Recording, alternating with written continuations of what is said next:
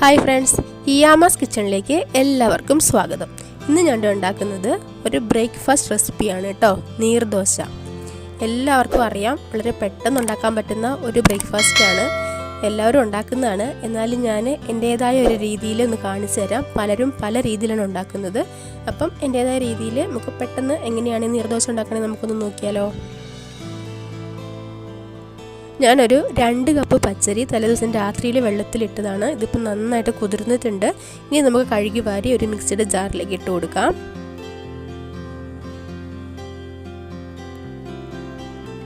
ഇനി ഇതിലേക്ക് ഒരു 1/2 കപ്പ് തേങ്ങ ചിരണ്ടിയത് ചേർത്ത് കൊടുക്കാം.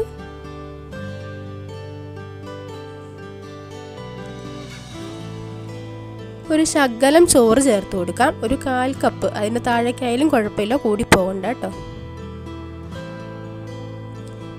ഇനി ഇതിന് നേരൊക്കെ വെള്ളം ഒഴിച്ചിട്ട് നമുക്കിത് നന്നായിട്ടൊന്ന് അരച്ചെടുത്തുകൊണ്ട് വരാം. ഈ അരച്ച ബാറ്റർ നമുക്കൊരു ചെരുവത്തിലേക്ക് ഒഴിച്ചു കൊടുക്കാം.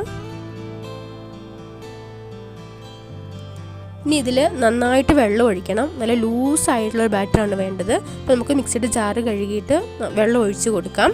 വെള്ളം ഒഴിച്ച് കൊടുത്തിട്ട് 1-2 കപ്പ് വെള്ളം ഒഴിച്ച് കൊടുക്കാം. എന്നിട്ട് നമ്മൾ ഇളക്കി നോക്കിയിട്ട് ഇച്ചിരി കട്ടിയായിട്ട് തോന്നുവാണെങ്കിൽ പിന്നെ വെള്ളം ഒഴിച്ച് കൊടുക്കാം കേട്ടോ. ഇതിപ്പോൾ ഇച്ചിരി കട്ടിയാണ്, ഞാൻ കുറച്ചും കൂടി വെള്ളം ഒഴിച്ച് കൊടുക്കുവാണ്.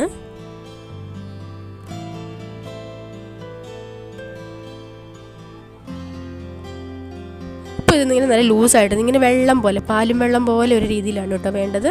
നമുക്കിതിന് ആവശ്യമുള്ള ഉപ്പും കൂടി ചേർത്ത് കൊടുത്തിട്ട് ഒന്നുകൂടി ഒന്ന് ഇളക്കി മിക്സ് ചെയ്തിട്ട് എടുക്കാം. ഇത് റെസ്റ്റ് ചെയ്യാൻ വെക്കേണ്ട ഒരാവശ്യമില്ല, ഇപ്പോൾ തന്നെ നമുക്കിത് ഉണ്ടാക്കിയെടുക്കാം കേട്ടോ. ഞാനൊരു തവി അടുപ്പത്തേക്ക് വെച്ചിട്ടുണ്ട്. ഇത് നോൺ സ്റ്റിക്കിൻ്റെയാണ്. ഇരുമ്പിൻ്റെ കല്ലിൽ ഉണ്ടാക്കിയാലും മതി. ഇച്ചിരി എണ്ണ തൂത്ത് കൊടുക്കണമെന്നേ ഉള്ളൂ. ഇതേപോലെ ഒരു തവി മാവ് ഒഴിച്ച് കൊടുത്തിട്ട് ഒന്നിങ്ങനെ ചുറ്റിച്ചെടുക്കാം. പിന്നെ ഗ്യാപ്പ് വരുന്നിടത്ത് വേണമെങ്കിൽ നമുക്ക് ഒഴിച്ച് കൊടുക്കാം. ഒഴിച്ച് കൊടുത്തില്ലെങ്കിലും ഒരു കുഴപ്പമില്ല കേട്ടോ. ഇനി ഞാനിതൊന്ന് മൂടി വെക്കുന്നുണ്ട്. നിങ്ങൾക്ക് മൂടി വെക്കണ്ടെന്നുണ്ടെങ്കിൽ മൂടി വെച്ചില്ലെങ്കിലും കുഴപ്പമില്ല. മിക്കവരും മൂടി വെക്കാറില്ല. എനിക്കിങ്ങനെ മൂടി വെച്ചെങ്കിലും മുകൾ ഭാഗം വേകാത്ത പോലെ ഇങ്ങനെ വെളുത്തിരിക്കുന്ന പോലെ തോന്നും. അതുകൊണ്ട് ഞാൻ എപ്പോഴും മൂടി വെക്കാറുണ്ട് കേട്ടോ.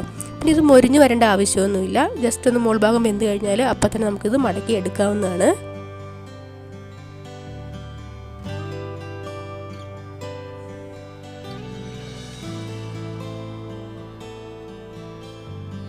ഇപ്പോൾ നമ്മുടെ ആദ്യത്തെ നീർദോശ ഇവിടെ റെഡി ആയിട്ടുണ്ട്. അപ്പോൾ ഇതേപോലെ നമുക്ക് ബാക്കിയും കൂടി ഒന്ന് ഉണ്ടാക്കിയെടുക്കാം. അപ്പോൾ ഇതാ ഇത്രേ ഉള്ളൂ നമ്മുടെ നീർദോശയുടെ റെസിപ്പി. എല്ലാവരും ഇതുപോലെ ഒന്ന് ഉണ്ടാക്കി നോക്കുക. ഉണ്ടാക്കി നോക്കിയിട്ട് നിങ്ങളുടെ അഭിപ്രായങ്ങൾ കമൻ്റായിട്ട് അറിയിക്കുക. ലൈക്ക് ചെയ്യുക, ഷെയർ ചെയ്യുക. എൻ്റെ ചാനലൊന്ന് സബ്സ്ക്രൈബ് ചെയ്ത് സപ്പോർട്ട് ചെയ്യണം കേട്ടോ. മറ്റൊരു വീഡിയോ ആയിട്ട് വീണ്ടും കാണാം.